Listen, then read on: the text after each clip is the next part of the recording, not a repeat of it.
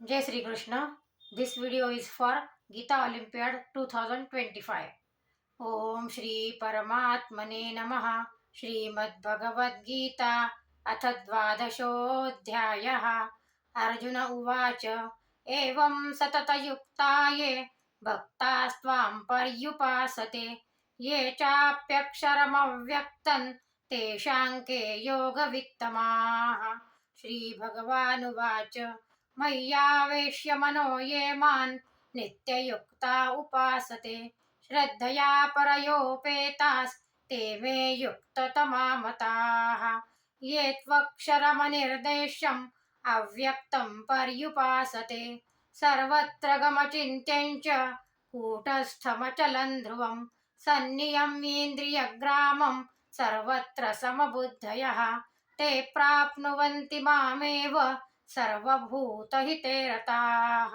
क्लेशोऽधिकतरस्तेषाम् अव्यक्तासक्तचेतसाम् अव्यक्ता हि गतिर्दुःखं देहवद्भिरवाप्यते ये तु सर्वाणि कर्माणि मयि सन्न्यस्य मत्पराः अनन्येनैव योगेन मां ध्यायन्त उपासते तेषामहं समुद्धर्ता मृत्युसंसारसागरात् भवामि न चिरात् पार्थ मय्यावेशितचेतसाम् मय्येव मन आधत्स्व मयि बुद्धिं निवेशय निवसिष्यसि मय्येव अत ऊर्ध्वन्न संशयः अथ चित्तं समाधातुं न शक्नोषि मयि स्थिरम् अभ्यासयोगेन ततो मामिच्छाप्तुं धनञ्जय अभ्यासेऽप्यसमर्थोऽसि मत्कर्म परमो भव मदर्थमपि कर्माणि कुर्वन् सिद्धिमवाप्स्यसि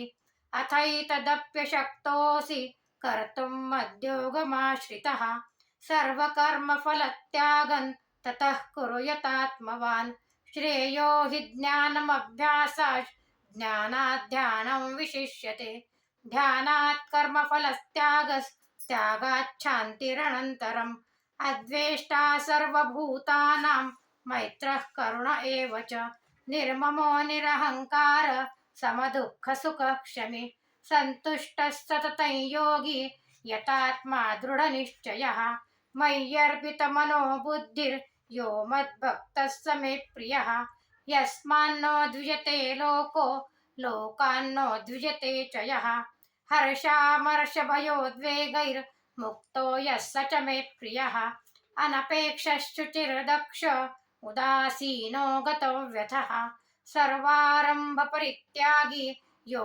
मद्भक्तः स मे प्रियः यो न हृष्यति न द्वेष्टि न शोचति न काङ्क्षति शुभाशुभपरित्यागी भक्तिमान्यः स मे प्रियः समशत्रौ च मित्रे च तथा मानापमानयोः शीतोष्णसुखदुःखेषु समः सङ्गविवर्जितः तुल्यनिन्दास्तुतिर्मौनी सन्तुष्टो येन केनचित् अनिकेतस्थिरमतिर्भक्तिमान् मे प्रियो नरः ये तु धर्म्यामृतमिदं यथोक्तं पर्युपासते श्रद्दधाना मत्परमा भक्तास्तेतीव मे प्रियाः।